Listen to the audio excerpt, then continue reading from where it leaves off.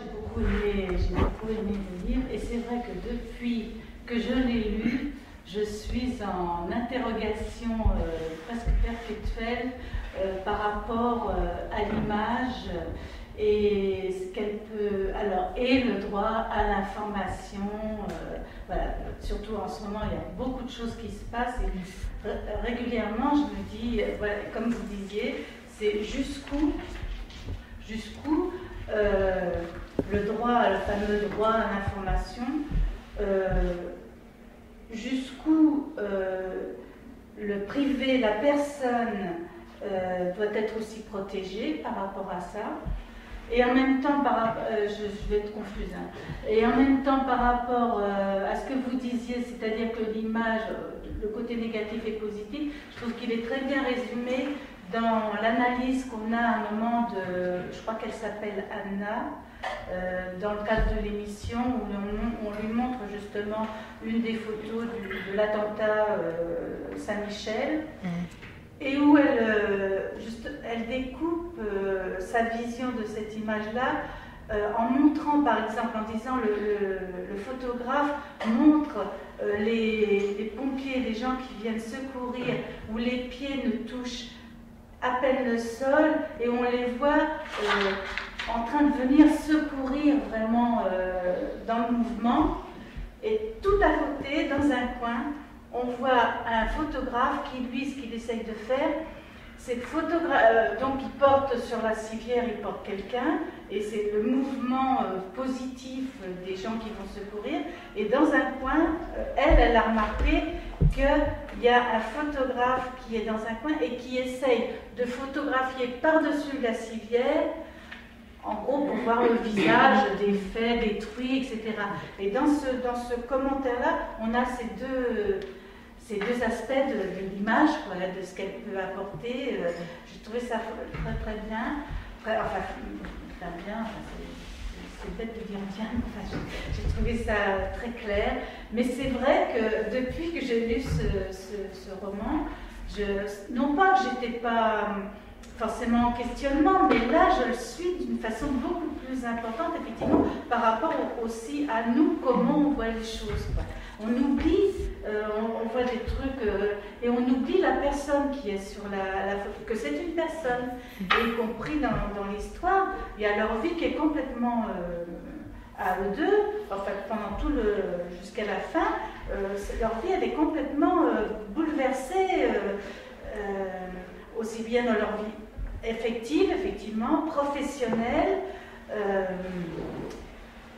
voilà, comment une image et comment notre propre regard et l'acceptation de ça, finalement. Et puis alors, oui, surtout en ce moment, l'histoire du droit à l'information, c'est vrai que on peut passer pour un réactionnaire à partir du moment où on dit, et compte tenu de ce qui s'est passé aussi, parce que bon, les caricatures, c'est une façon image, c'est pas de la photo, mais c'est de l'image. Effectivement, il y a des choses à poser comme question, et voilà, jusqu'où on peut aller se poser la question jusqu'au bout. Je trouve que, en fait, votre livre, là-dedans, c'est involontaire. Il a une résonance extraordinaire après ce qui s'est passé le 7 janvier. Et en particulier, je me souviens très bien que quelqu'un a pris la photo du policier qui a été arrêté le boulevard Richard Lenoir, assassiné, je veux dire, pardon, et qui l'a mis sur Internet. La famille est intervenue en demandant que ça soit retiré.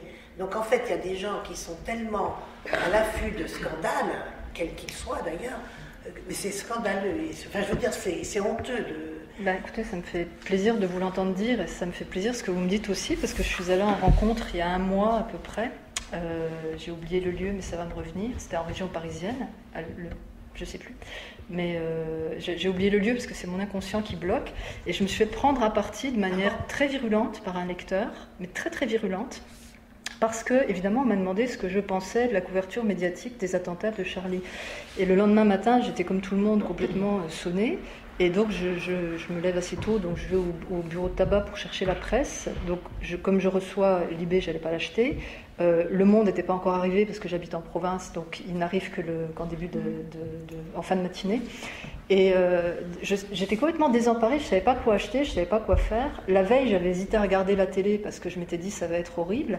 Et j'avais vu justement, ils avaient diffusé un bout de la vidéo où il y a effectivement ce policier qu'on voit tomber par terre avec son assassin qui marche sur lui. Et là, je m'étais dit c'est pas possible, je ne peux pas regarder ça, quoi. Donc j'avais coupé la télé. Et j'ai acheté le New York Times. Et je déplie le New York Times et il y avait la photo de cet homme par terre avec le bout de l'arme pointé comme ça sur sa tête. En plus, on voit l'expression de l'homme, il est complètement terrorisé, il sait qu'il va mourir.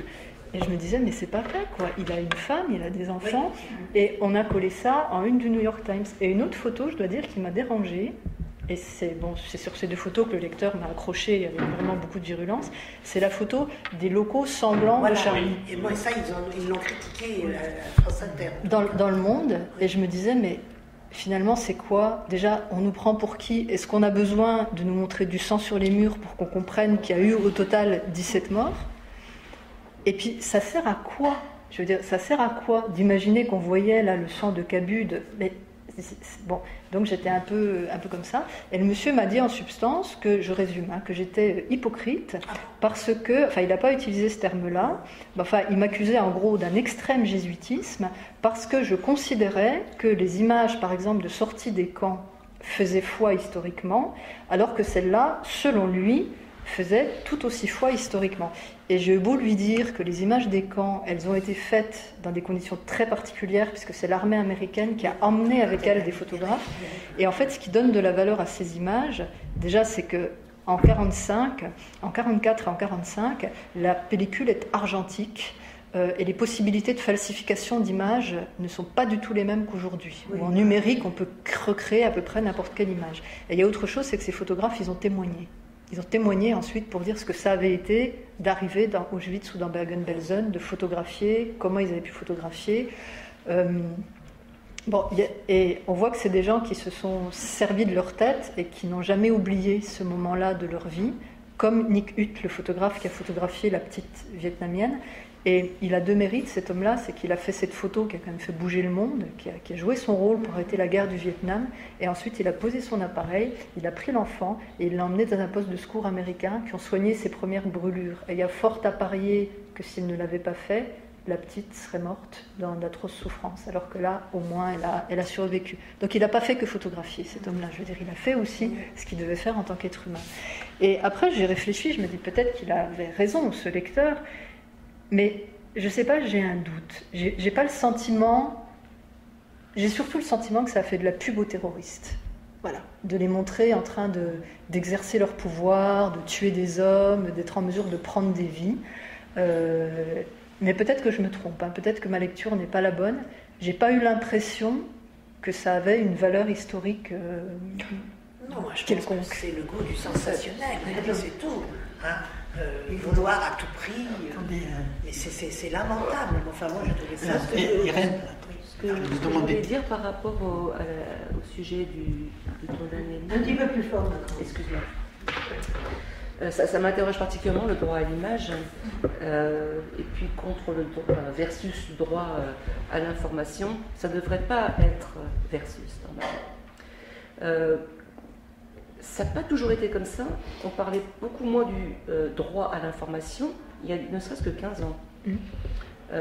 Et que nous, quand on faisait du docu, il fallait faire signer tous les gens qui risquaient de passer devant la caméra, parce que sinon on pouvait se payer un procès et on le perdait systématiquement.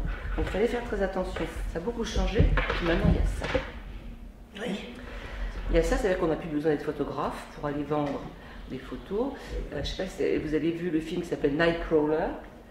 L'histoire de ce jeune gars qui ne sait pas trop quoi faire de sa vie et qui assiste un soir à un accident en Amérique, un accident, peu importe lequel, où il voit les caméramans de toutes ces chaînes d'information, c'est-à-dire des chaînes en fin de compte qui sont là pour faire du fric, quoi, pour montrer le spectaculaire, et ça lui donne des idées et il commence à faire la même chose, il s'achète une lampe.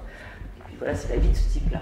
Jusqu'où il va pour faire la photo du siècle, enfin le film du siècle, de déplacer un mort pour avoir d'un accident où il arrive premier sur la scène pour avoir le plan qu'il faut, le truc impeccable. Parce que pour moi, c'est ce que disait Monique, c'est le point de vue, quoi. Parce que moi j'ai du mal, un peu comme Marie-Josée Monza, j'ai du mal à appeler ça des images. En fait, qu'est-ce qu'on nous montre depuis la guerre du Vietnam, des dernières vraies images de guerre, qu'est-ce qu'on nous montre? On nous montre rien. On nous montre, excuse-moi, mais il faut savoir la lire l'image. On te montre dans un endroit souvent désertique, des gens qui courent souvent avec un voile sur la tête, etc. Donc tu peux à peine les reconnaître, c'est une silhouette. Des gens qui courent comme ça, des bombes qui explosent, ça pourrait être n'importe où, n'importe quoi, c'est coupé, cut. Ça pourrait te dire, mais c'est où? C'est interchangeable. Ce sont des images idéologiques. Enfin, des images. Je mets 40 000 guillemets devant le mot image. Et c'est ça que cette problématique-là, moi, m'interroge énormément. Je ne l'appelle pas ça des images. Comme cette closer, machin, c'est pour moi, c'est pas de la presse. Non, c'est des fictions construites. Closer, c'est un cas très clair. Je veux dire, vous prenez n'importe qui, je sais pas qui est à la mode en ce moment, citez-moi n'importe lequel, un animateur de télé, quelqu'un dont on parle.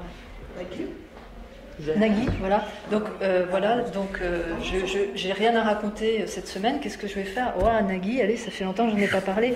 Bon, Nagui, qu'est-ce qu'il a? Il est marié, ce type-là? Oh oui, il doit bien avoir une femme. Allez, Nagui, terrible tragédie. Puis on prend une photo où il fait un peu la tête pour une raison ou pour une autre, et paf, c'est parti.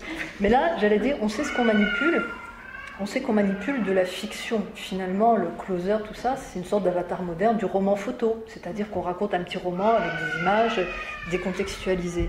Par contre, quand quelqu'un qui s'appelle David Pujadas, qui est à la tête d'une rédaction sur une chaîne d'information nationale, joue à ça, parce que c'est exactement ce que vous disiez, quand on présente une scène comme ça, qu'elle n'est pas contextualisée, que vous avez l'image 3-4 secondes sous les yeux, aucun moyen de comprendre par qui elle a été faite, dans quelles conditions.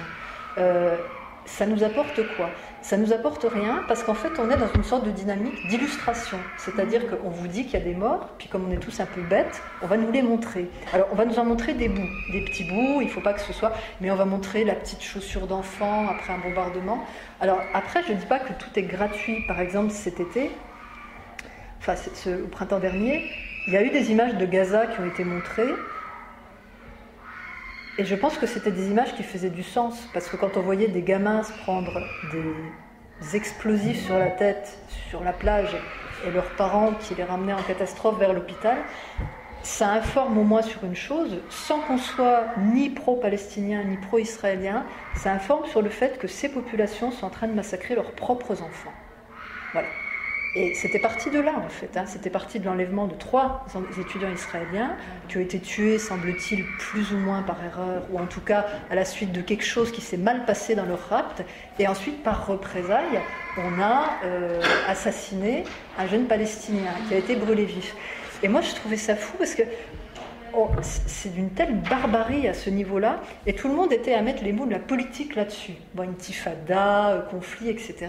Sauf que là, on n'est plus dans la politique, on est dans le meurtre. Mais bon, ça a été traité comme une actualité politique. Et je trouvais que ces images-là, d'une certaine façon, elles disaient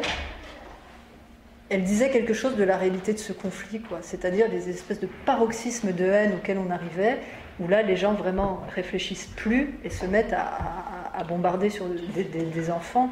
Bon, et c'est pas possible. Et là, on se dit quand même qu'il y a une responsabilité internationale qui doit être interrogée quand un conflit en arrive là, et qui pourrit comme ça depuis des années. Et encore une fois, je ne pense pas que ces images étaient pas spécialement pro-palestiniennes, c'était juste des images qui montraient ce visage-là, de cette guerre-là, et qui, je pense, nous disaient quelque chose. Après, la personne qui les a prises, je pense qu'il a bien réfléchi avant de les prendre et avant de les montrer. Et on ne peut pas dire que c'était des images qui dégradaient ceux qui y étaient vus. On voyait un père fou d'inquiétude qui emmenait son fils à l'hôpital dans ses bras. Mais bon, je n'avais pas l'impression que les sujets de la photo étaient dégradés. Donc c'est une problématique très compliquée parce qu'il y a un vrai travail nécessaire de ce qu'on appelle l'information. Mais information, en latin, informare, ça veut dire donner une forme. Et là où on peut commencer à protester, c'est contre la forme qui lui est donnée. Mais Mona Interman, elle est venue dans l'université où je travaille faire un débat avec les étudiants, qui bien sûr ne la connaissaient pas. Et sur 80 étudiants, elle a parlé d'Oradour-sur-Glane. J'en ai 3 qui savaient ce qui s'était passé à Oradour-sur-Glane. Donc ça en dit long aussi sur le niveau d'amnésie d'une génération. Et elle explique qu'elle a arrêté d'être grand reporter depuis, elle est au CSA. Elle explique qu'une fois, elle était en reportage à Ramallah.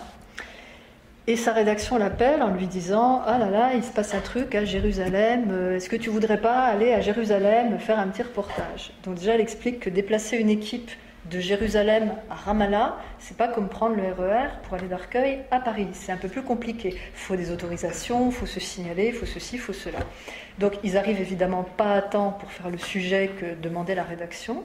Et la rédaction lui dit « Écoute, c'est pas grave, t'es sur place, on t'envoie des images qu'on a achetées à une agence américaine et tu fais le commentaire. »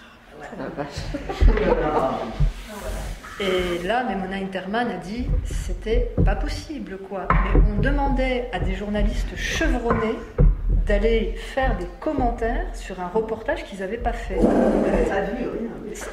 Et ça semblait tout à fait normal, apparemment, au type de la rédaction de France 3, de faire une pareille requête. Donc, c'est très complexe, parce que comme les chaînes veulent capitaliser de l'audience pour vendre après de la pub et tout ça, ils ne sont pas dans une logique qui devrait être leur logique, c'est-à-dire une logique de service public au sens noble du terme. Ils ne sont pas dans une logique d'information citoyenne. Ils sont dans une logique de faire l'image qui va... de marcher. Et qu'est-ce qu'on a finalement comme moyen de riposte? On en a peu. Et sur le plan judiciaire, donc j'ai demandé à des amis avocats, parce que c'est public, mais c'est les avocats qui peuvent le faire, d'aller me rechercher les attendus du jugement, des 2 jugements de Saint-Michel. Alors, en fait, ce qui s'est passé, et ça c'est terrible quand même, ce que ça a enclenché, c'est que le premier jugement, on sentait que les juges étaient très embarrassés. On sentait que les juges auraient bien aimé condamner Paris Match, qui est évidemment arrivé avec sa batterie d'avocats qui avait produit du papier, mais il y avait juste un problème à ce moment-là, c'est qu'ils n'ont pas trouvé en fait de qualification en droit pénal pour ça, voilà, pour le fait de représenter des gens dans cet état-là. Donc ils se sont accrochés à une qualification en droit pénal qui était, je crois, représentation d'un crime, sauf que l'article de loi qui régit l'interdiction de la représentation d'un crime avait été décrété sous Pétain, alors que Pétain n'avait pas encore pris les pleins pouvoirs. Donc en fait les avocats de Paris Match allaient fourrager là-dessus, ce qui voulait bien dire qu'ils n'étaient pas à l'aise, quoi. Ils fourrageaient sur des points de procédure, et finalement en gros la conclusion du tribunal, je résume grossièrement, c'était on sentait qu'il y avait un vrai regret de ne pas avoir pu condamner. Et ils auraient bien aimé, mais ils n'avaient pas de chef, je ne sais plus ce qu'ils avaient utilisé comme terme, pas de chef d'inculpation suffisamment probant pour pouvoir condamner. Le problème, c'est que ce procès-là a fait jurisprudence. Donc quand il y a eu le deuxième procès 1 an après, les mêmes avocats de Paris Match, ils sont arrivés, alors là ils avaient un boulevard, et ils s'en sont donnés à cœur joie. Et tenez-vous bien, non seulement les avocats ont soutenu que ces photos étaient très nécessaires pour faire prendre conscience aux citoyens de la réalité de la menace terroriste, d'accord ? Donc les photos étaient pédagogiques, et on aurait presque dû féliciter les magazines qui les avaient publiées. En plus, ils ont demandé 20 000 francs de l'époque, de dommages et intérêts aux plaignants. Oh, quelle horreur. Ouais. Pour le fait d'avoir, par leur plainte, terni l'image de marque de leur journal. Et ils ont gagné ? Alors non, bien sûr, là les juges ne leur ont pas fait payer les 20 000 francs, il ne faut pas exagérer, mais ce qui était quand même assez troublant, c'était que le président du tribunal correctionnel avait suivi l'avocat. C'était presque du discours indirect libre. Les attendus du tribunal correctionnel suivaient quasiment la plaidoirie de l'avocat.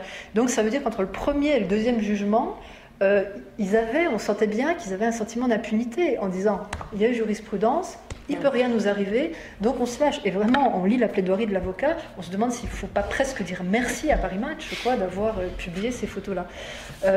Donc c'est des problématiques qui sont à la fois compliquées, mais en même temps passionnantes, parce qu'elles renvoient à toute une façon dont une société configure, on va dire, sa relation à l'image. Et finalement, étant entendu qu'on est dans une économie de marché, de l'information, qu'est-ce qu'on peut faire ? La seule chose qu'on peut faire, c'est cesser d'être le consommateur de cette information. J'espère qu'un jour BFM TV n'aura plus un seul téléspectateur. Ah oui, ça serait bien. J'espère qu'ils auront l'audimat le plus merdique de la Terre et que un de ces 4 matins, ils seront obligés de mettre la clé sous le paillasson. J'ai lu quelque chose qui m'a un petit peu réconforté, c'est que le CSA a monté un dossier sur leur brillante couverture des attentats de l'hypercachère, où ils ont quand même au passage un tout petit peu mis la vie des otages en danger, et où au passage ils ont décroché leur téléphone pour aller bavarder avec un terroriste, sachant que ces mecs-là ils sont complètement pétés du casque et que le type aurait pu dire, le journaliste aurait pu dire quelque chose, n'importe quoi, qui aurait rendu l'autre fou et il aurait tiré dans le tas. C'est pas pour rien qu'il y a des négociateurs qui sont formés à parler. Non, mais on est journaliste, on appelle le terroriste, quoi. Il n'y a pas de problème. Et le CSA a dit qu'il montait un dossier donc, contre BFM et qu'il se réservait le droit de le transmettre au parquet de Paris pour mise en danger de la vie d'autrui. Je pense que, hélas, ça n'ira pas jusque-là, mais ça ferait quand même bien plaisir d'aller les voir répondre devant un tribunal de leur belle action. Oui, sauf qu'ils se sont mis et réagissent. Certains journalistes et réclament et ils ont le droit à l'information. Oui. C'est exactement, on est en plein là-dedans. Non, ils se sont défendus déjà. Donc je ne sais pas comment ça va tourner cette histoire, mais en disant que pas du tout, ils n'avaient pas du tout les journalistes. Sauf qu'après on commence à se dire, bah oui, mais la limite entre la lisière entre le vrai droit à l'information et le devoir d'information. Et ça, c'est... Alors, effectivement, c'est pour ça d'ailleurs que c'est les juges qui apprécient la limite entre les deux, puisque en général, la configuration est la suivante. Quelqu'un porte plainte donc pour le chef, enfin le motif de la plainte, ça va être l'atteinte à la dignité, parce qu'il existe en droit français une possibilité de protester contre l'atteinte à la dignité.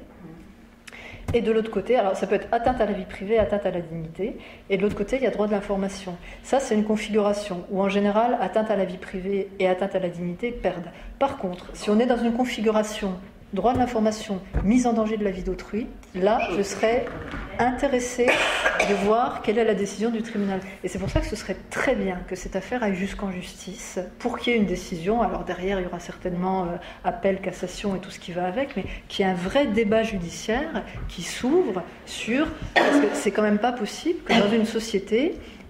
quelqu'un qui, comme vous le dites très bien, est même pas forcément un journaliste, peut être n'importe quel clampin avec un appareil photo à la main, c'est quand même pas possible que on ait tout pouvoir comme ça sur la vie des gens.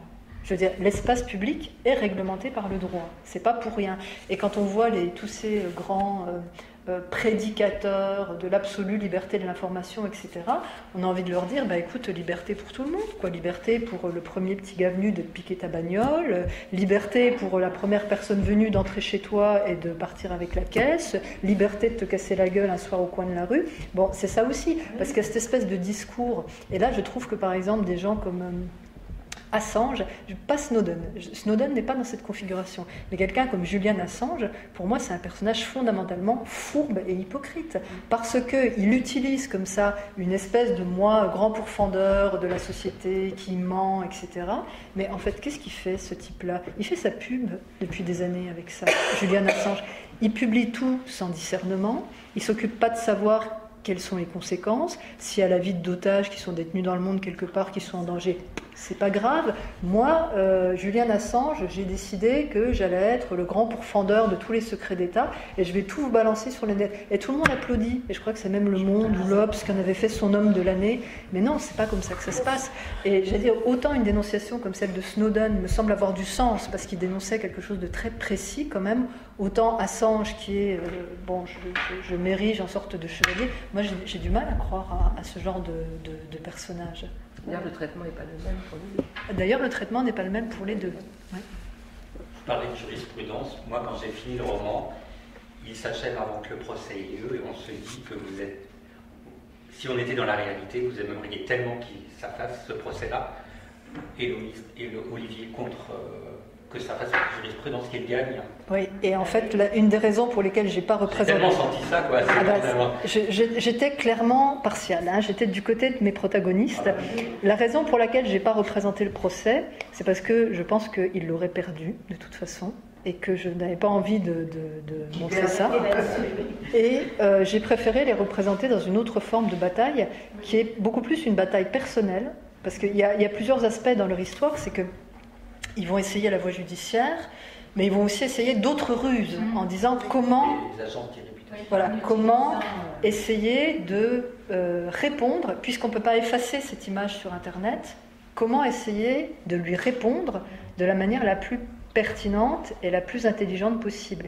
Et puis une troisième bataille qui se mène, c'est la leur, je veux dire, c'est leur bataille personnelle, parce que c'est des gens qui, au moment où l'attentat arrive, sont un peu en équilibre l'un et l'autre dans leur vie respective, qui ne vont pas au mieux. Et c'est des gens qui, clairement, étaient dans une dynamique où ils auraient pu, peut-être, vivre une histoire. Sauf que la chose est arrivée, qu'ils se sont retrouvés exposés en place publique, considérés socialement comme des amants alors même qu'ils ne l'étaient pas. Et c'est toute la question qui se pose aussi. Est-ce que chacun rentre chez soi et se referme sur sa honte, ou est-ce que on essaye, malgré cette chose qui s'est passée, d'aller malgré tout l'un vers l'autre et de trouver un moyen de se retrouver, quoi, au-delà de ça. Donc, il n'aurait sans doute pas gagné la bataille juridique, mais je n'avais pas envie forcément de dépeindre des personnages complètement pris par une fatalité qui devait remporter. Parce que, quelle que soit la pesanteur de l'événement, on a toujours un petit delta de réponse, aussi petit soit-il. Alors, parfois, on ne peut pas agir sur les faits, bien sûr, on ne peut pas changer, revenir sur ce qui s'est passé, mais par rapport à soi, par rapport à la façon... c'est ça, par rapport à la façon dont on se reconfigure. Et c'est vrai que dans la première version, quand j'avais commencé à l'écrire, c'était beaucoup plus dramatique. Je les imaginais plus grièvement blessés. Et puis vers le premier tiers, je me suis dit, non, il ne faut pas que ce soit comme ça. Il ne faut pas qu'ils restent prisonniers de ce drame-là. Et je ne souhaitais pas les montrer. Alors, je ne voulais pas non plus les montrer dans des postures un peu stupides, trucs à l'américaine, où les gens sont des battants systématiques. C'est pas des battants. Je veux dire, ce sont des gens qui sont éprouvés, passablement amochés l'un et l'autre, psychologiquement ou physiquement, mais qui à un moment donné vont se servir de leur intelligence pour dire, bon, qu'est-ce qu'on fait? Est-ce qu'on reste comme ça? Est-ce qu'on fait quelque chose? Et si on fait quelque chose, qu'est-ce qu'on fait? Et est-ce qu'on le fait ensemble? Voilà, c'est la série de questions qui se posent à eux. Ce qui est difficile, en fait, pour représenter une situation comme ça, c'est de ne pas verser dans la caricature. Je ne voulais pas en faire des gens déprimés, défaitistes, qui étaient écrasés par la fatalité. D'un autre côté, ça m'aurait semblé tout aussi stupide d'en faire des espèces de triomphateurs, genre « Ah, ça y est, on était dans le métro qui a explosé, mais tout va mieux. » Non, c'est pas comme ça. Ils deviennent la somme de ce qu'ils ont vécu, donc ça va s'agréger à leur expérience. Et ça, c'est pas extrêmement facile. Donc, c'est vrai aussi qu'écrivant par chapitre court, ça permet de faire des scènes sans tomber dans des profondeurs d'introspection psychologique qui seraient peut-être un petit peu fastidieuses. Donc, fallait essayer de garder un certain rythme à tout ça pour pas que ça sombre justement dans une histoire misérabiliste. Donc, ça n'a pas été un livre très facile à écrire pour plein de raisons. Passer de l'un à l'autre comme ça au fur et à mesure et de voir leur façon, chacun un peu de réagir par rapport à leur propre vie d'ailleurs, et puis même dans leur relationnel à eux, de passer de l'un à l'autre comme ça, effectivement, ça fait que c'est très vivant, j'allais dire, ils sont très humains, ils passent par des phases, mais bon, sans psychologiser, mais bon, voilà, on imagine qu'on peut passer, effectivement, on ne se rend pas forcément compte de ce qu'un événement comme ça peut éventuellement toucher, quoi. Il n'y a pas seulement le physique d'être blessé et tout, ça touche des tas de petites choses, effectivement, parce qu'ils sont aussi au départ dans une situation un petit peu, pas ambiguë, mais enfin instable, chacun de leur côté, dans leur vie et de leur recherche aussi de chacun. Et de passer de l'un à l'autre comme ça, moi j'ai trouvé ça très très bien, et j'ai vraiment les scènes que quand vous les écrivez de ce qui se passe dans le métro, dans le noir, on s'imagine pas, c'est peut-être idiot, mais l'explosion et tout à coup tout le monde est dans le noir, quoi.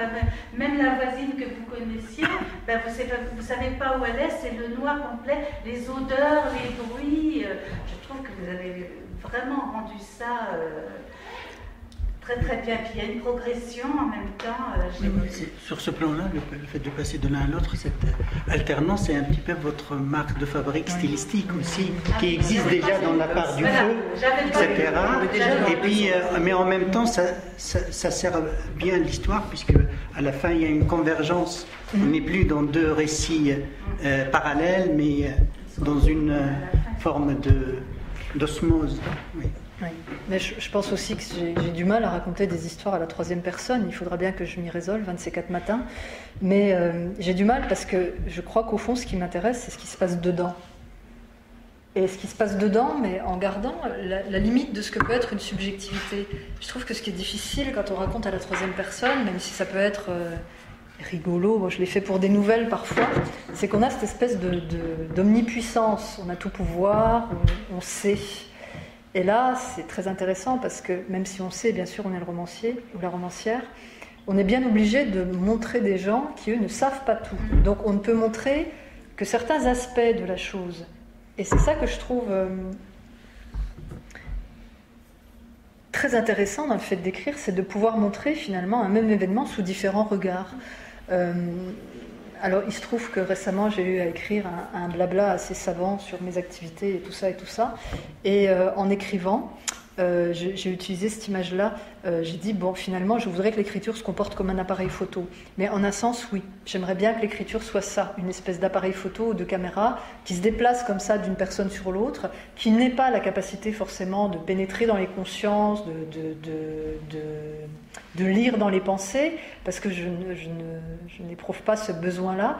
Par contre, un appareil dont le réglage serait le plus fin possible pour arriver à montrer avec le plus de justesse possible, le plus de pertinence, on va dire, ce qui peut se passer chez des êtres humains. Alors après, ça, ce qui est sûr, c'est qu'on ne sait jamais si on y arrive ou pas, mais je crois qu'au fond, c'est ça qui m'intéresse. Mais c'est aussi une déformation professionnelle, parce que travaillant sur l'autobiographie, ça fait 13 ans maintenant, ce sont ces voix-là dont j'ai l'habitude, les voix personnelles, les gens qui disent « je » dans leurs journaux, dans leurs correspondances, dans leurs autobiographies. Et c'est vrai que je vous admire de lire autant de romans. Moi, j'en ai lu un petit peu pour un prix de premier roman. Enfin, un petit peu, c'est quand on en reçoit quand même 40. Et j'avoue qu'il y en a beaucoup qui me tombent des mains, non pas parce que ce sont des premiers romans, hein, parce qu'il y en a des très très bons, mais à cause de ce côté un peu téléphoné, justement. On a le narrateur qui sait tout et qui régit la vie des personnages, et j'ai du mal à me projeter là-dedans. Mais peut-être qu'un jour je ferai un effort et j'essaierai d'écrire un vrai livre à la troisième personne avec « dit-il », répondit-elle, « pensa-t-il ». Moi je trouve que par rapport à l'image, qu'elle soit fixe ou animée, la littérature, la bonne et la mauvaise, peu importe, a des clés qu'on a appris, plus ou moins, à l'école, et qui nous permettent de lire, et même si on ne le fait pas consciemment quand on lit, d'analyser, de dire « Ah tiens, la construction comme ça, oh mais comment c'est écrit ?» On a sans arrêt des commentaires des uns et des autres ici qui sont l'expression de tout ça. Mais l'image, non. Oui. Et ça, enfin, personnellement, je me bats depuis très très longtemps pour qu'il y ait une vraie éducation à l'image. Et je trouve, sans être dans la théorie du complot, que c'est quand même assez bizarre qu'on peut, à l'éducation nationale, où existe cette formation, cette option, où les maîtres ne sont pas très bien formés, d'ailleurs, mais c'est pas grave, au moins ça existe, mais c'est la croix et la bannière pour le faire. Et c'est trop tard, en terminale ou en seconde. Il faut que ça soit à l'âge où ils sont déjà en train d'utiliser le smartphone pour prendre des images, pour faire je ne sais pas quoi.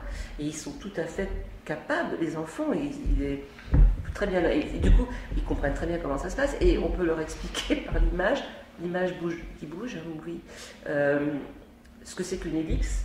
On a eu le cas, nous, des enfants de classe CLAD, donc vraiment des enfants déjà qui ne sont pas au premier rang, quoi, qui ont des problèmes, et qui sont détachés de leur classe normale, à voir les cours un peu de rattrapage où on se met. Et l'institutrice me disait, mais oh là là, j'arrive pas à leur faire comprendre ce que c'est qu'une ellipse, c'est catastrophique. Bon, je dis, mais attends, tu as le cinéma, ils vont tout de suite compris. Et évidemment, ils ont tout de suite compris. Mais ça, c'est très rare d'avoir ça. Ça devrait être à toutes les écoles. Ce qui fait qu'on arrive aujourd'hui à n'importe quel âge. Vous parliez de la télé et des images qu'on peut y voir.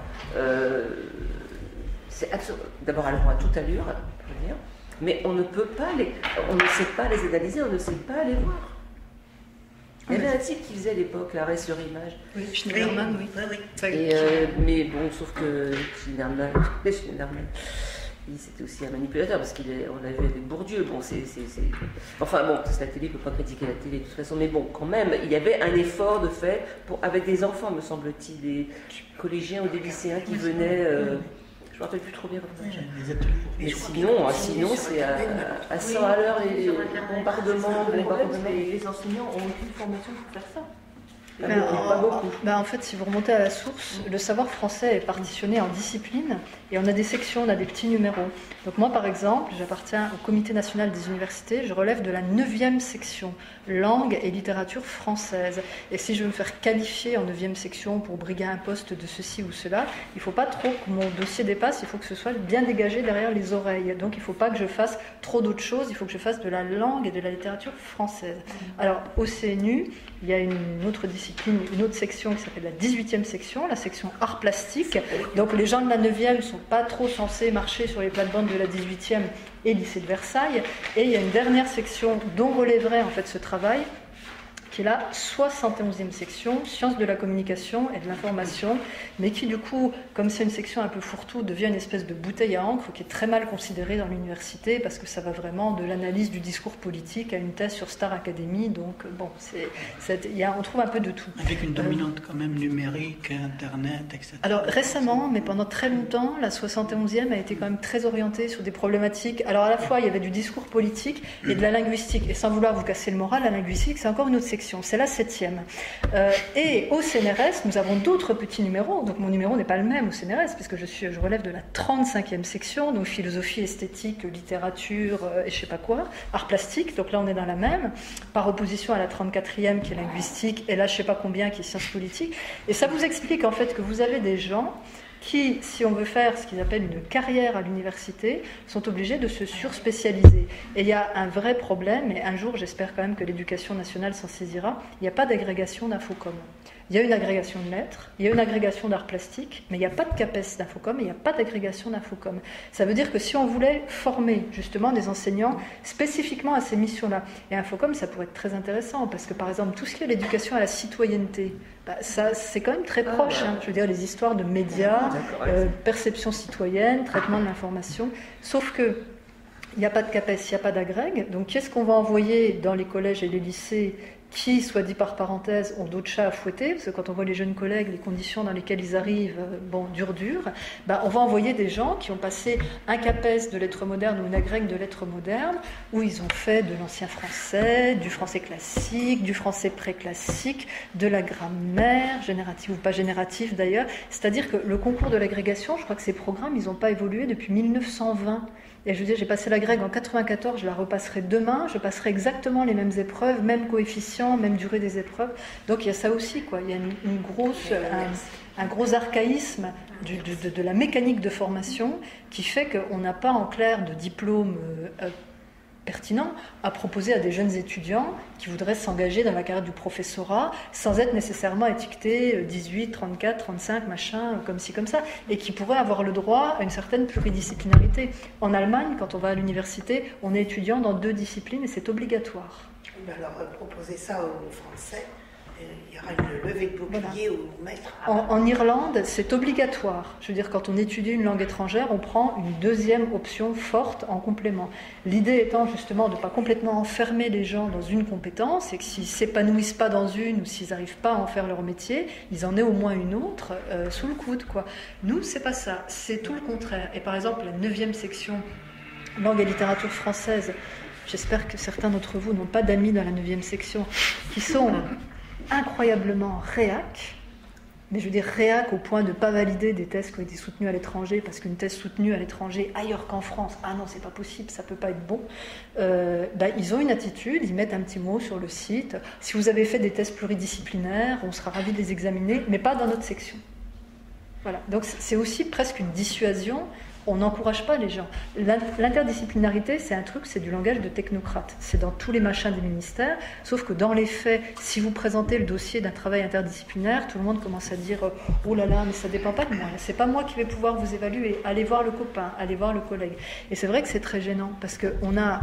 Alors peut-être que ce qui s'est passé le 7 janvier, il faut l'espérer, aura au moins cet impact-là, c'est qu'on propose au corps professoral une formation. Je disais des témoignages de jeunes enseignants, ils enseignaient depuis 1 an et demi, ils se retrouvaient en Seine-Saint-Denis ou à Bobigny ou ailleurs à devoir répondre d'une situation devant des mômes complètement paniqués, et il y avait une enseignante, en fait une jeune enseignante, une capétienne qui ruminait sa culpabilité en disant « j'ai pas su quoi leur dire, j'arrête pas d'y penser, j'ai pas su quoi leur dire ». Mais enfin, elle pouvait pas avoir de réponse toute prête, quoi. Et on sentait quand même qu'il y avait des enseignants qui avaient été beaucoup épaulés par l'équipe, et puis d'autres qui l'avaient moins été, parce que c'est pas toujours possible non plus, il n'y a pas toujours la masse critique pour faire un bon accompagnement, et qui étaient là à se sentir coupables. Et ce que disait l'un d'eux, et ça c'était vrai aussi, c'était quel poids énorme on fait peser sur l'école aussi. Ah ouais, ça c'était... Pas ça, alors là. Mais le problème, c'est vrai, mais je veux dire, les maîtres, donc on n'est plus à la Greg, à la formation d'enseignants, on est, avec tout ce qui s'est passé au niveau de la formation de ces maîtres, il faudra attendre un petit peu pour voir les résultats. Enfin bon, le mal a été fait et ce sera très dur à rattraper, et encore il faudra avoir la volonté politique de le faire. Mais là, on regardait les textes avec les maîtres, puisqu'on est intervenu, les cinéastes sont intervenus avec les enfants pour leur montrer ce que c'était qu'une image, ne serait-ce qu'à l'époque, on n'était pas encore dans le numérique, on pouvait aller dans la salle de projection et regarder sur le film 35, c'était une image, plus une image, plus une image, toucher les trucs. Alors, le numérique, maintenant, c'est différent. Mais bon, eh bien, c'est dans les textes, c'est dans les programmes. Bien sûr que c'est dans les programmes. De faire des passerelles entre toutes ces matières. Alors, aux profs de se démerder, mais c'est dans le programme. Seulement, il y en avait à l'école, aux écoles d'accueil où on a travaillé, aucun et aucune n'avait eu cette formation. Voilà.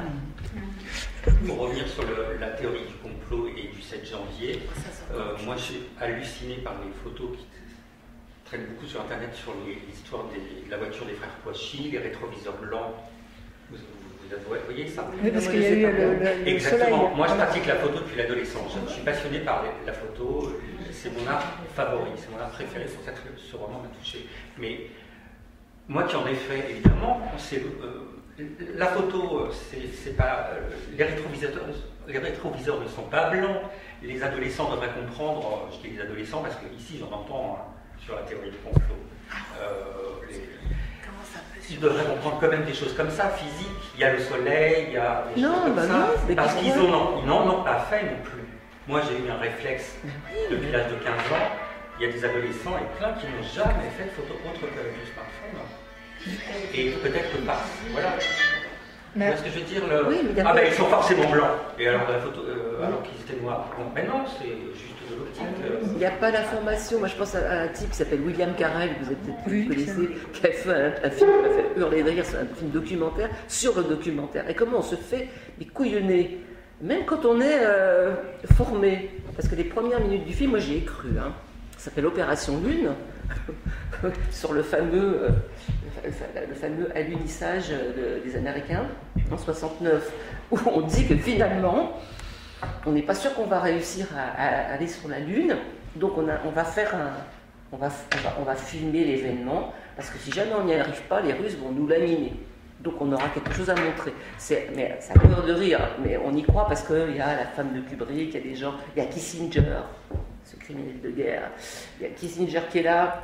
Donc il y a des gens, des vrais gens, quoi. Alors on se dit, bien sûr, William Carell, on sait qu'il fait du documentaire, allez hop, puis après, ça part dans tous les sens. Et puis on parle de Kubrick, on parle de Barry Lyndon, de filmer en lumière avec l'objectif Zeiss, le seul que possède la NASA, et ça c'était vrai. On se dit, tiens, il y a Kubrick qui s'est fait s'est fait avoir par... Alors, et voilà, et même les gens qui viennent du documentaire, normalement, qui doivent savoir ce que c'est que l'image, pendant quelques minutes, on se fait avoir. Toi, tu fais de la photo, tu as ce savoir-là, mais moi, écoute, il y a un tas de gosses, tu sais ce que c'est de la photo? C'est comme ça, et je bon, ben alors, voilà. Ils savent pas toutes les choses, les ouvertures, les profondeurs de champ. Non, puis la théorie du complot, et c'est là que j'avais la discussion avec ce lecteur, je lui disais, mais écoutez, dans une société qui de toute façon, parce qu'il me disait, ces photos de Charlie, l'homme qui se fait abattre dans la rue, ça va être une preuve pour convaincre les complotistes. Mais je lui dis, mais les complotistes, ils seront convaincus de rien du tout. Ils seront au contraire encore plus convaincus qu'on a fabriqué une image et qu'on l'a mise en scène et qu'on l'a mise sur Internet. Mais je pense qu'il y a aussi il n'y a pas que de la paresse intellectuelle ou de l'incapacité ou du manque de formation. Il y a la masse. C'est-à-dire qu'il y a tellement d'images qui nous dégringolent dessus qu'on n'a absolument plus le temps. C'était d'ailleurs le titre de l'émission de Schneiderman était bien pour ça, parce que arrêt sur image, ça voulait quand même dire ce que ça voulait dire. Mais on n'a plus le temps de s'arrêter, et c'est vrai que là, mais c'est pain béni, quoi. Je veux dire, une photo où une fois le soleil s'est retiré, alors hop, il n'y a plus de blanc dans le rétroviseur parce qu'elle a été prise à 2 secondes d'intervalle. Non, mais c'est trop génial parce que ça va venir alimenter ça. Donc c'est là aussi que je trouve que cette image qu'on nous met sans arrêt dans la figure, et d'ailleurs que Paris Match avait utilisé là, soi-disant, pour informer sur la réalité des activités terroristes, ça postule, qu'on est complètement débile, parce que ça veut dire que si on nous dit il y a eu 17 morts, etc. On n'est pas capable de le comprendre, donc il faut nous montrer un peu de sang. Mais encore une fois, ce qu'on nous montre, c'est rien du tout, parce que les portes blanches avec du sang partout, qui me dit que c'était vraiment dans les locaux de Charlie? Il y a un... C'était cet extrait d'un film de Kubrick. Bon. Donc, non, mais la valeur de preuve, elle est très mince, quoi. Donc, je me demande aussi si toutes ces histoires d'information à tout prix, c'est pas finalement une manière assez sournoise et assez obscure de se faire plaisir, en montrant finalement du trash, parce qu'on flatte au fond un goût de la violence qui est assez archaïque, quoi. Je veux dire, un goût du spectacle, un goût d'une... Enfin, je veux dire, il ne faut pas se voiler la face, quoi. Il y a quand même une vraie... il y a une séduction de la violence. Donc si c'est pas une façon, finalement, un assez bon alibi pour balancer ça dans l'espace public, mais tout en disant non, on a les mains propres, hein. Nous on vous informe, ne faites pas de reproches, on vous informe. Et je trouve que citoyennement, on devrait secouer un peu le cocotier par rapport à ça, et notamment cesser d'être consommateur d'un certain type de médias. La bibliothèque, oui, j'ai un peu honte de le dire, mais t'es abonné à Paris Match. C'est la responsabilité des abonnements. Mais en fait, pour que les autres ne l'achètent pas, en fait. Tu ne serais pas abonné, on te le réclamerait. C'est très lu, hein. Mais il y a beaucoup de gens qui sont ici, hein, Waïd. Oui, on a eu un grand débat d'ailleurs pour s'abonner. Mais c'est très lu, mais quand voilà, je vais rebondir, Monique, avec la scène de la photo après l'attentat de Saint-Michel de 95. Vous dites qu'il faut aller à la Bibliothèque nationale pour la voir, parce que moi, qui aime la photo, je ne m'en souvenais pas de cette photo de l'attentat, des gens qui ont porté plainte, parce que voilà. Et en fait, j'ai un petit peu cherché sur Internet pas longtemps, mais je ne l'ai pas trouvée. Non, elle n'est pas sur Internet. Mais ils ont perdu les procès, donc. Oui, ils ont perdu les procès, mais je pense qu'à l'époque, ce qui s'est passé, c'est que comme tout ne passait pas encore sur Internet, elle n'a pas été numérisée sur le moment. Et je pense qu'après, bon, évidemment, Paris Match aurait pu faire une numérisation rétrospective, mais comme c'était quand même un peu la patate chaude que c'était passé 3 fois en justice, s'ils ont pour dessous de jugeote, ils ont dû se dire que c'était pas la photo qui leur faisait le plus honneur. Donc, bon, si vous allez dans une bibliothèque qui est abonnée à Paris Match depuis le début, il n'y a pas qu'à la Bibliothèque nationale, mais la Bibliothèque nationale, ça a ça de bien que même si vous voulez lire Closer depuis le début, je pense qu'au département des imprimés, vous arrivez à le trouver. Le dépôt légal. Voilà, c'est le dépôt légal. Mais par chance, elles ne sont plus sur Internet. Et justement, c'était une chose qui m'avait fait réfléchir quand j'avais le projet du roman. Je me disais, bon, eux ont vécu tout ce cauchemar-là, mais du moins, il n'y a plus, là, actuellement, de traces publiques largement diffusées. Alors que quelqu'un qui vivrait ça aujourd'hui, il en prend pour 30 ans, quoi, ou 40 ans. Mais la photo de ce policier assassiné, je crois que la famille a demandé qu'elle soit retirée, elle a été retirée, d'après ce que j'avais lu après. Mais on pourrait mettre mais la circuler comme un Un petit peu, mais elle a été retirée. C'est du numérique. Une fois qu'elle est sur Internet, je sais pas. Oui, non, mais téléchargement. ils ont quand même, ils ont protesté et la photo a été. Parce que moi, par contre, peut-être que j'ai un caractère particulièrement optimiste. Moi, je me suis dit que vos deux protagonistes allaient gagner leur procès. Vous voyez, j'étais à peu près sûre qu'ils mettent tellement de choses en œuvre que je me suis dit ils vont gagner. Alors, ce qu'ils ont pour eux, mes deux protagonistes, c'est qu'ils ont un avocat qui est un super renard. Voilà. C'est un super renard. Et l'avocat, bon, la cause m'intéresse, enfin, il les trouve bien gentils, là, Héloïse et Olivier, mais super renard, il a surtout un objectif en tête, il se dit, moi, je veux être celui qui va faire bouger la jurisprudence. Donc, il le dit. Cela dit, c'est quand même super renard contre... Un autre avocat. Pardon. Moi, je pensais Qu'il n'avait pas trouvé un autre avocat. Un autre avocat que Super Renard. Donc il est très fort, mais il a affaire à forte partie. Je sais, donc mais bon. je ne sais pas si même un maître Bruant-Leroy aurait gagné un tel procès. Disons que je les laisse partir dans de bonnes conditions. Mais à mon avis, l'épilogue juridique n'aurait pas été à leur avantage. Ah bon, mais dommage, parce que moi je me disais, bon là... Et Chacun se l'écrit, là. Oui. Et Chacun se l'écrit. d'une part, et en plus, j'allais dire, ce qui m'intéresse ici, c'est pas forcément de boucler une fin où il y a des gagnants, où il y a des perdants. Je considère que eux-mêmes sont gagnants à partir du moment où ils se sont remis dans une dynamique où ils sont décidés à pas se laisser faire. Oui, Et j'étais plus intéressée d'une certaine façon par leur cheminement pour arriver à récupérer ce dont ils ont besoin, c'est-à-dire la confiance, la force, l'énergie et la détermination. C'était au fond plutôt ça que j'essayais de raconter, qu'un résultat qui sera plus ou moins aléatoire, mais le fait est qu'à partir du moment où ça commence à remuer en eux, bon, elle va retourner travailler, enfin, il y a tout un tas de choses qui vont se débloquer. D'accord, oui. D'autres l'ont lu, je crois, non? Non?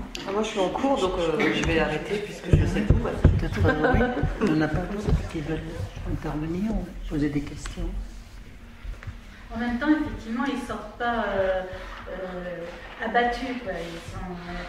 L'histoire de vouloir surcharger sur Internet pour écraser progressivement cette image, il faut le dire, mais enfin, voilà. Donc, ils trouvent un but, quoi, un but ensemble, Oui, ne pas se laisser, justement, pour que l'image qui les a détruites, finalement, on ne les aura pas vraiment détruites quand même, parce qu'ils vont se rejeter, y compris affectivement. Bah, disons, je ne me considère pas comme... J'ai pas l'impression que j'ai des devoirs moraux en tant qu'écrivain. Enfin, je veux dire, je fais pas des leçons dans mes bouquins.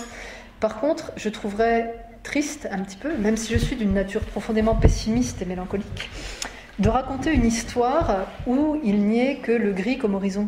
De raconter une histoire où finalement tout est implacable, tout est pourri, il n'y a pas de solution, parce que l'implacabilité du monde, elle nous arrive dans la figure quasiment tous les jours. Et on se sent suffisamment impuissant comme ça.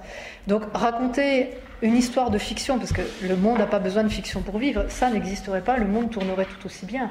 Donc mettre ça dans l'espace public en circulation pour dire, bon, on va raconter une histoire où ces pauvres personnages seront écrasés par la fatalité et tout ça, ça me semblait quand même un peu triste et dommage, parce que si je les avais dépeints comme ça veut dire que le charognard qui les avait photographiés avait gagné sur toute la ligne, jeu 7 et match. Et j'avais quand même pas envie de lui rendre la partie aussi facile. Alors, je n'ai pas du tout de thèse par rapport à ça. Je ne dis pas qu'un roman doit se terminer bien ou pas bien.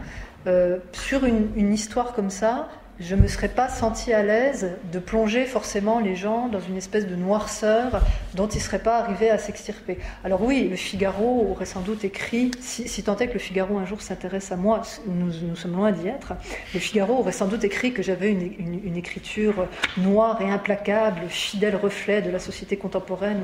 Quand il y a des trucs un peu trash comme ça, ils aiment bien écrire des choses comme ça. Mais à part ça, ça n'aurait pas beaucoup avancé. Et finalement, c'est pas déplaisant l'idée de faire une histoire où justement les gens vont s'interroger, leur procès, est-ce qu'ils vont le gagner ou pas, est-ce qu'ils vont se remettre en selle ou pas, de laisser au moins cette possibilité-là ouverte. Il y a une loi qui existe, la loi du droit à l'oubli. Vous ne l'évoquez pas. Héloïse n'en parle pas. Elle contacte les agences réputation. C'est-à-dire que le droit à l'oubli numérique... non, c'est arrivé quelques semaines après. Oui, c'est récent. Mais de toute façon, ne fondons pas trop d'espoir là-dessus, parce que Google a mis en place une cellule où il y a au moins 7 personnes, peut-être même 8, pour traiter 70 000 demandes quotidiennes.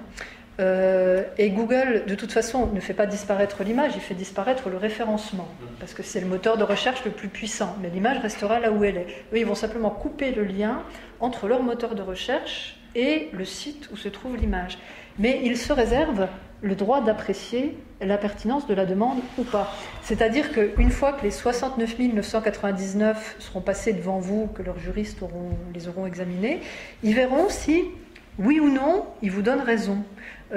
Donc c'est encore un dispositif, je pense, totalement cosmétique, où ceux qui ont les moyens de mobiliser des cabinets d'avocats énormes emporteront la partie, et puis ceux qui seront des concitoyens ordinaires comme vous et moi, on attendra notre tour. Voilà. Il y a quand même quelque chose que je trouve par rapport à cette image numérique qui se trimballe donc, sur Internet, qui est très insaisissable, qui est très difficile, parce qu'il y a Google, mais il y a tous les autres, Google étant le pachiliarme dans l'affaire, c'est qu'il y a comme une entropie naturelle à tout ça. C'est-à-dire que c'est tellement rapide, et puis une image chasse l'autre, et je mets encore mes guillemets à image, parce que ça me dérange terriblement ce mot, mais bon, je pense que l'une chassant l'autre, après tout, on s'en lasse très vite, et donc ça part dans le cyberespace. C'est toujours là, ceci dit, c'est toujours prêt à être sorti. Et à moins de vouloir vraiment la chercher, cette image, je pense qu'une fois que Paris Match Closer a fait la une sur image choc, absolument dégueulasse, bon, etc. La semaine d'après, je ne sais pas si c'est par semaine ou par mois que ça sort, mais bon, il faut trouver encore par semaine, il faut que ça sorte, il faut en trouver encore une qui vend mieux. Et puis bon, voilà, à part les collectionneurs qui archivent tout ça. Moi, je pense qu'il n'y a que ça qui fera non pas disparaître, mais Oui, non, ça c'est possible aussi que générationnellement parlant, on soit nous trop sensibles par rapport à ça. Une année, j'avais fait un petit test avec mes étudiants parce que on s'attrape de temps en temps. Je les secoue, je les trouve un peu inertes et apathiques, mais dans le fond, on ne se déteste pas. Donc j'arrive à leur proposer à leur poser des questions somme toute indiscrètes et ils acceptent de me répondre. Alors c'était en pleine vogue de la télé-réalité. Alors je dis on va faire un test. Je vous mets 250 000 € sur la table. Si vous acceptez d'être montré à la télé, sur TF1, à une heure de grande écoute, en train de manger à 4 pattes dans la gamelle du chien. Ah, quelle horreur. Alors, ils m'ont posé des questions. Alors, il y en a un qui me dit « Madame, c'est de la vraie nourriture ou c'est de la nourriture pour chien ?» C'était adorable. Donc, ça prouvait déjà qu'ils n'écartaient pas l'idée. Donc, je leur dis « Non, c'est de la vraie nourriture, c'est pas de la nourriture pour chien, mais à 4 pattes dans la gamelle du chien. » Je dis, allez, pas de complexe, je ne vous juge pas là-dessus. Qui se lance ? La moitié de la promotion lève la main. 60, 30 lèvent la main. Alors après, je les interroge sur leur motivation. Je dis, mais vous vous sentez comment par rapport au fait que votre petite amie va vous voir manger dans la gamelle du chien ? Oh, ben je lui dirai avant, elle trouvera ça rigolo. Que vos parents vont vous voir manger dans la gamelle du chien. Oh, mais c'est pas si grave, tout ça. Et puis il y en a un qui me dit, et il avait raison, il me dit, mais madame, tout le monde va oublier, donc dans une semaine après, personne n'y pensera plus, puis moi j'aurai mes 250 000 €. Mais c'était pas fou comme argument. Cela dit, il y a des limites, parce que je leur avais demandé, je dis bon, ok, donc même pari, même somme, 250 000 €, même condition. Alors je précise que c'était quand même il y a 6-7 ans, peut-être que maintenant ce serait un peu différent. Je dis, qui accepte de participer, et vous êtes filmé en train de faire l'amour avec votre petite amie ou votre petite amie. Blanc dans la salle. Et là, je dis, allez, 4 mains qui se sont levées. Donc, il y a quand même des frontières. Hein. C'est pas que les gens sont totalement... Moi, ce que j'avais... C'était intéressant, d'ailleurs, parce que... Alors, j'aurais dit, mais pourquoi vous voulez bien manger dans la gamelle du chien à 4 pattes, et puis pourquoi vous voulez pas faire l'amour ? Je dis, faire l'amour, c'est quand même beaucoup plus chouette et sympa que de manger dans la gamelle du chien. Ah non, mais madame, c'est pas pareil. Mais je dis, mais qu'est-ce qui n'est pas pareil ? Ah non, mais c'est pas pareil. Donc, il y a quand même un sentiment d'intimité, et une chose que je constate avec pas mal de plaisir maintenant, c'est que les étudiants qui arrivent là maintenant ont bien intériorisé certaines choses, font des profils Facebook muets, ont bien compris qu'il ne fallait pas aller raconter sa vie. Donc on commence à voir une génération, peut-être, qui acquièrent une conscience de l'image, que, en fait, ce qui s'est passé, c'est que nous, moi aussi, puisque je suis née en 71, hein, donc j'ai grandi sans Internet. La première fois que j'ai eu Internet, c'était au boulot, vers 25-26 ans. On a grandi sans. Alors évidemment, la chose arrive, on est ébloui, c'est tout beau, c'est tout nouveau, on se jette dessus, ça crée une mode. Et là, on est dans la génération qui est née avec Internet. Donc, il ne faut pas effectivement désespérer. Et on peut espérer que cet apprentissage va se faire, comme les gens ont appris, par exemple, à ne plus parler pendant 2 heures avec un téléphone portable collé contre la tête. Ça a pris 10 ans. Même. Mais là, vous avez affaire à des étudiants aussi. Oui.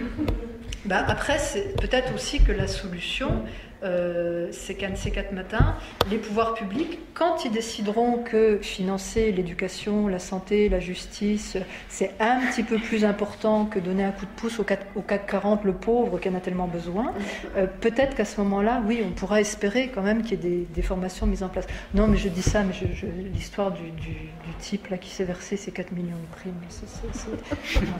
c'est juste pas possible, quoi. Voilà, ça m'énerve. Donc je veux bien qu'on soit dans des situations de crise, de récession, de tout ça, de machin. Enfin, il faut arrêter. Enfin, l'éducation, c'est pas rentable, c'est pas fait pour être rentable. Les hôpitaux non plus. Les hôpitaux, c'est pas fait pour fabriquer de l'argent, c'est fait pour en dépenser et pour soigner les gens qui sont dedans. Donc, il faut espérer quand même qu'après des décennies un peu sinistrées, et puis peut-être, j'en sais rien, mais peut-être que ce sera une vertu de ce qui s'est passé le 7 janvier, de comprendre que quand on n'éduque pas les gens, ça en fait des têtes vides. Je pense que les Kouachi, avant d'être quoi que ce soit d'autre, c'était des têtes vides. Des têtes vides qui ont été farcies par le premier fanatique venu, par le premier prédicateur venu. Voilà, c'était des pauvres mecs qui zonaient, qui n'avaient rien à faire de leur vie et qui ont cru se trouver une sorte de mission christique, enfin sacrée ou je ne sais pas quoi, djihadiste en faisant ça. Mais je veux dire, ce que ça montre aussi, c'est que enfin, si on laisse une société en déshérence du point de vue de l'éducation, il n'y a pas que ça. Enfin, il y a aussi ça. Parce qu'une de mes amies avocates me disait, ben moi, des Kouachi, j'en ai 10 par jour. Sauf qu'ils ne sont pas encore à ce stade-là. Ils sont juste en train de zoner, de faire un peu de rapine, un peu de machin, un peu de ceci. Sauf qu'on remet 4-5 ans dessus, 2-3 séjours en prison dessus, 2-3 mauvaises rencontres dessus. Et puis ça y est, la machine est partie. Et quand on voit ces types, comment ils se sont comportés, enfin, mais c'est des parfaits abrutis, quoi. Ils ne trouvaient pas la bonne porte. Ils perdent leur carte d'identité. Ils perdent leur carte d'identité. Ils ne savent même pas faire un délit de fuite, ils font un accident. Enfin, c'est la... Et ça, c'est ça qui a donné la thèse du complot. C'est ce genre de bêtises qu'ils ont faites et que donc ceux qui croient à la théorie du complot, moi ça m'était même pas venu à l'idée d'ailleurs, hein, entre nous soit dit, je suis restée... enfin, je sais pas. C'est parce que justement il y avait ce genre de bêtises. Donc ils disent, ah bah non, ils ne peuvent pas avoir fait ça. Donc voilà, c'est ce qui a alimenté, qui a fait partir cette thèse du complot. Bah, quand on, enfin, c'est pas que j'ai eu non, hein. j'entends bien. Mais en fait, il me semble quand même que tout dans leur action brouillonne. Et alors, c'est à la fois des gens qui sont capables d'être totalement déshumanisés et d'abattre 14 personnes, ou 4 personnes, ou de tirer dans un supermarché, alors qu'il y a des gens, il y a des enfants. Enfin, ils sont capables de ça. Donc là, il y a quelque chose qui fonctionne. Et puis, il y a tout le reste qui ne fonctionne pas. Et enfin, quand on en est à tirer sur des mecs qui ont fait des dessins parce qu'on l'a mal pris avec une Kalachnikov, c'est ce que disait un chroniqueur de France Musique. Il disait, mais finalement, pour apprécier la caricature ou l'ironie ou la satire, il faut juste un minimum d'intelligence. Ah, c'est ce qu'ils ont tous. Et ça, c'est ce qu'ils n'avaient pas. Donc, je ne sais pas si ça aura cette incidence-là, mais si on pouvait, comment dire, si les pouvoirs publics pouvaient se décider à avoir un peu plus foi en l'éducation et d'arrêter de laisser des petits jeunes de 25 ou 26 ans connaître des naufrages dans des classes surchargées où ils gèrent plein de problèmes qui n'ont rien à voir avec l'école. Je veux dire, s'il faut remettre dans l'enseignement secondaire, il faut remettre du monde, c'est évident, il faut remettre des adultes. Moi, je ne suis pas très optimiste à ce niveau-là. Je ne crois pas qu'on va mettre un sou dans ce qui n'est pas rentable, et on a décidé que la culture c'était pas rentable, alors que c'est vraiment le pilier citoyen, sinon alors on n'est rien. L'éducation, n'en parlons pas, et c'est pas ce gouvernement dit de gauche qui nous change les choses. Moi, j'y crois pas du tout. Hein. Il faudrait vraiment, quand on parle, vous disiez secouer le cocotier, c'est la forêt de cocotiers qu'il faudrait. Et encore, je pense que ça suffirait pas. Mais bon, moi, je pense aussi qu'en tant qu'adulte, on doit aussi tous les jours être vigilant. Et dès qu'on a quelqu'un qui commence en face de soi, je parlais des adolescents ici, quand ils commencent à déraper sur des trucs, quand même leur Mais on voit bien que leur réapprendre à être pédagogique et leur apprendre aussi des choses. on voit bien aussi que dans une petite ville comme Arcueil, c'est pas comme une grande métropole, on l'a tous remarqué, que justement quand on voit des gamins qui sont en déshérence, à minuit tu sors de la bibliothèque où on s'est engueulé sur des bouquins, et que tu as des gamins qui sont là en train de zoner, qui sont certainement pas majeurs, hein, alors là non, et qu'on en parle à monsieur le maire, bon, alors voilà. C'est compliqué. Moi, vous avez peut-être vous avez peut-être, oui, enfin, quand vous discutez avec lui, c'est quelqu'un qui a des idéaux très généreux et puis alors en concret, bon ben voilà. Vous avez vu le film Les Héritiers? Parce que pour moi, c'était exactement ça. Le seul qui s'est converti, qui avait les 3 poils qu'il a, le pauvre adolescent, bon bah il s'est laissé pousser pour parce qu'il est différent, etc., il est complètement mis à part, c'est-à-dire qu'il n'est pas récupéré.